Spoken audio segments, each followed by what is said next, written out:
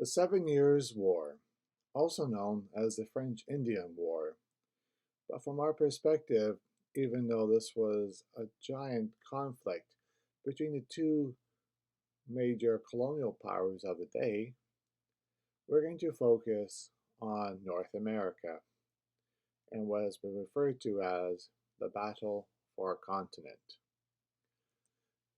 To give a historical perspective, the big picture, about the 7 Years' War. The 7 Years' War was ultimately the first true global war, global conflict that had occurred. The reason for that is because there were many countries and colonies that were involved, and the fighting between Britain and her allies versus France and her allies involved fighting in Africa, Asia, Europe, North America, and the Caribbean. It truly was a global conflict, and a conflict between the two superpowers, that being Britain and France. The powers that have been enemies for a considerable amount of time, even before this conflict had started. Now, with Great Britain, Britain did not fight this war in Europe. France had all of the advantages in Europe, mainly because on the continent of Europe, France was the more powerful country and nation. And that is largely because of the population that France had. Arguably, Paris was the most populated city at this time, followed by London. But France had the land advantage. And in fact, actually, the first couple of years of the war, Britain did try to fight the French on European soil, and Britain was losing the war rather badly. So eventually they decided, they being Britain, that they would focus on destroying the French military and the French merchant fleets of ships outside of Europe. Britain also wanted to gain control over the French colonies as a means to gain commercial superiority and domination over the French. Being that this is in the mid 1700s, this is also at the time of the early years of the Industrial Revolution, along with the conclusion of the Commercial Revolution, the Agricultural Revolution, and the overall growing importance of the triangular trade, with the rivalry being between Britain and the Dutch for commercial superiority. Because of this shift in focus by the British, the French, who were allied with Austria, could not do much in the fight against the British on the seas. You might have heard this common phrase of the British rule the seas, and that's where it comes from. Now, North America. Both Britain and France had been present in North America for give or take about 150 years. And because of this time period, the French and the First People had developed a form of alliance. And even before the war has started, the Ohio Valley was, by all accounting purposes, a war zone. It was heavily contested territory. Territory that was claimed and maintained by the French and their First Nations allies, but it was territory that the British wanted to, well, colonize and to settle in. It also should be noted at this point, the United States did not exist yet. The United States, the Americans, were actually British citizens still at this point. And their territory was referred to as the 13 colonies, and they were on the eastern side of the Appalachian Mountains. But in North America, when Major George Washington, who was a British this time, perhaps a name might sound familiar, attacked a French detachment in the Ohio Valley, he was defeated in 1754. Despite his lackluster uh, military career, this is referred and thought of as the beginning point in the fighting in North America. As you can see on this map, the yellow portions of the map, the 13 colonies being North Carolina, South Carolina, Virginia, Delaware, Massachusetts, Maine, New York, etc., those were the 13 colonies. Also, Nova Scotia, Newfoundland, and to the north, the Hudson Bay Company, the Rupert's Land. Everything pink was French. It must be noted that despite the large land size that the French had, their population was incredibly small. The British, in fact, had a population of some millions, compared to the French population that was less than 1 million. But despite the Ohio Valley being a killing ground or war zone, before the actual war, the official declaration of war had started, once the war had been declared, the British came up with a plan. It was called the three-pronged attack. Very important to remember that. And the three-pronged attack was essentially a three-part attack plan of how the British intended to capture the French territories. And most importantly, if you look closely on the map, from Detroit, Fort Nishiwagwa, Montreal, Quebec, what the plan was to capture the colony of New France, the French colony along the St. Lawrence River.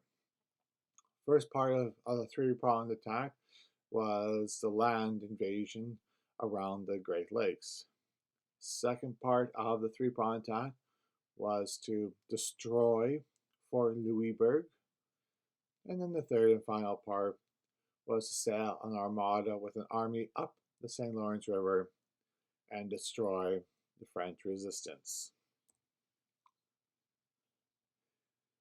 As the British continued to attack again and again, the British sent in reinforcements on various locations.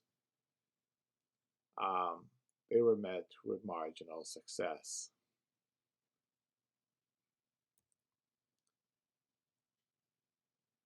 In fact, actually, the first part of the three-pronged attack didn't achieve the intended goals. The second part, being Louisbourg, the French learned that the British were planning to attack Louisbourg. Louisbourg was a fortress, well built, but it lacked one key critical component. That was there was no navy to defend that location. It was ultimately a plug. It could not effectively block a sizable British attack or siege onto the fortress. And while the British had little success on the land, except for what happened at Fort Beauséjour in Acadia, which ultimately led to the deportation of the Acadians, the war was officially declared in 1756. And you can see this is the picture that depicts the siege on Louisbourg. Ultimately, what happened with Louisbourg is the French knew they couldn't stop the British, but if they could delay the British invasion long enough, winter will set in, the St. Lawrence River would freeze, and so that would give the defenders of New France essentially a half a year winter to prepare and build defenses again along the St. Lawrence and to prepare the cities like Trois-Rivières, Montreal, Quebec City, etc., against the invasion. Now, for the French, their general who was in charge of leading defense of New France was General Marquis de Montcalm. The French troops, well, Montcalm was a seasoned French general, but he did not approve of the guerrilla tactics. The fighting that was being done in the Ohio Valley was largely guerrilla tactic fighting, hit and run, scalping, burning, stuff like that. Montcalm thought this was a useless form of precious limited amount of resources, and he brought more traditional European imperialist tactics and weaponry into North America, weaponry such as siege cannons there. Um, and Montcalm's plan was to keep the British on the defensive. As despite the British three-part plan, they were moving very, very cautiously. The Canadian and the various First Peoples raids were wearing down the settlements along the Appalachian frontier um, at the same time. But by 1757, the British were kept at bay by the French and Montcalm with their First Peoples. But once 1758 had happened, the tide had started to turn against the French and their defense for New France and their various territory. And that's because with the significant loss of Fort Frontenac in Ontario, but most critically would be the loss of Louisbourg. Once Louisbourg was defeated, even at the onset of winter, there was nothing to stop a British Armada to be sent up the St. Lawrence. And in the following year, the British did that. They sent an incredible armada of ships. Hundreds of ships were sent up the St. Lawrence River to attack. The armada has been stated that it was 100 miles in length. It would have been a truly sight to see with their sloops, frigates, ship lines, transports. The British showed just what they had capable with their navy and their forces that were globally. It was definitely something of impressiveness, and there was the siege of Quebec City for lasted 4 weeks, but ultimately, though, despite their successes, the British were not able to really break the French defenders against the colonies and the colonists of New France. And that led to their general, James Wolfe, to issue the order of scorched earth, where despite their recent victories, the British were starting to see some recent defeats in various battle points along the St. Lawrence. And so the British started the scorched earth policy, which essentially means burn down everything.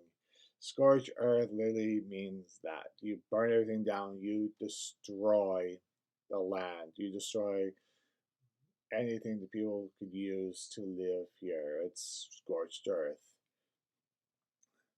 But in the last moment that we're going to be looking at comes to what's arguably the most important battle that has ever been fought on the soils of Canada, and that is the Battle at the Plains of Abraham.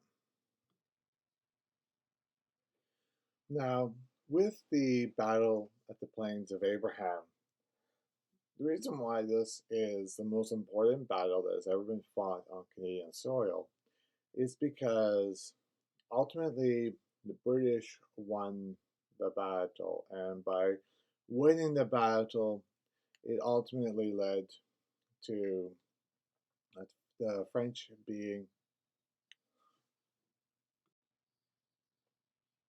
defeated in North America.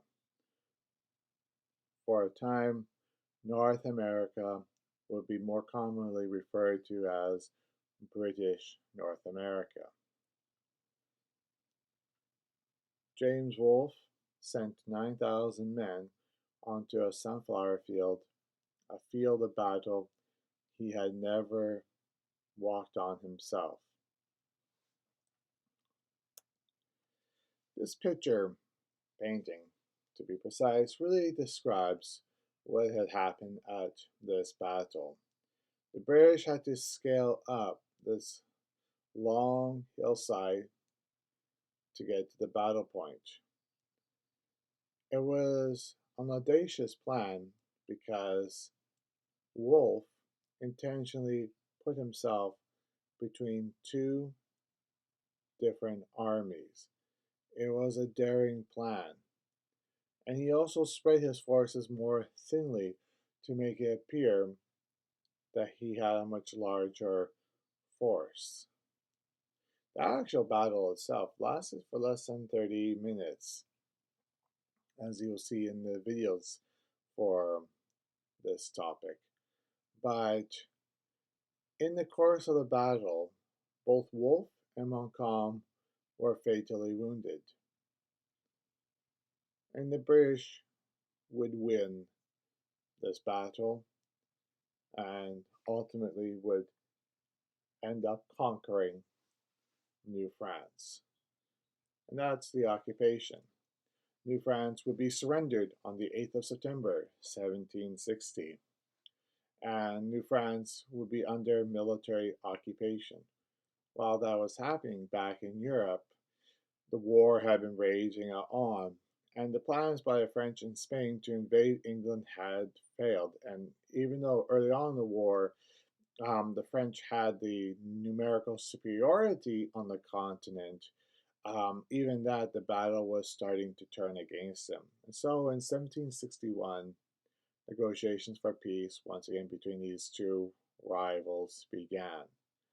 France ultimately, in the negotiations, left Canada to the British and chose to focus on their other colonial assets.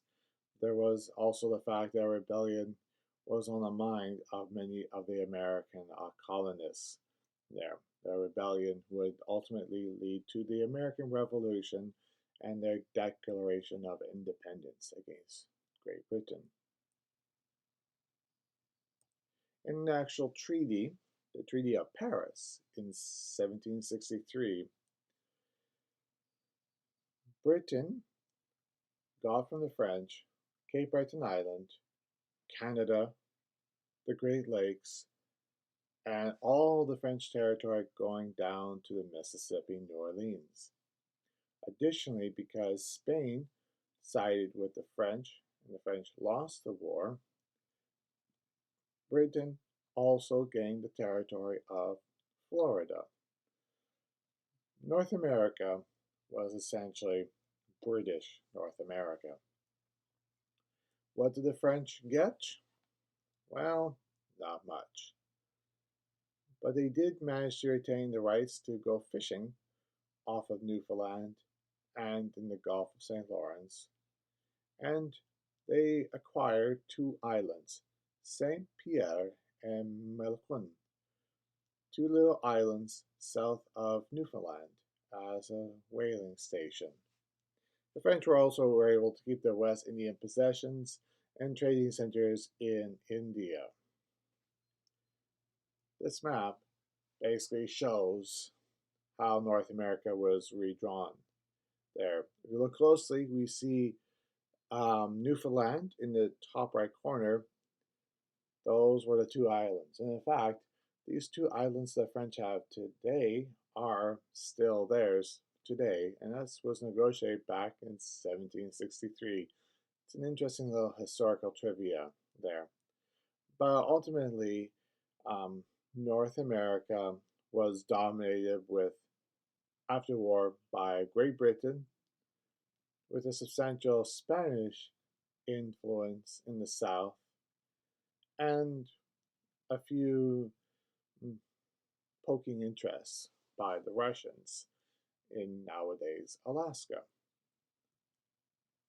The Canadians, the Britain guaranteed Canadians the freedom to worship, the exchange of prisoners, and Canadians, being the French, were given the right to leave Canada 18 months after the treaty had been signed to go back to France or somewhere else. So everything is settled, right? Not so much. While the British have now managed to get a group of settlers who are still French, what they do to prevent the upcoming rebellion in the American 13 colonies, how they make allowances to ensure the French-speaking Canadians would be loyal even to British colonists, and 12 years later, a major event will happen in North America. Because in 12 years after the end of this war, the American Declaration of Independence was signed, and the American Revolution for their independence began.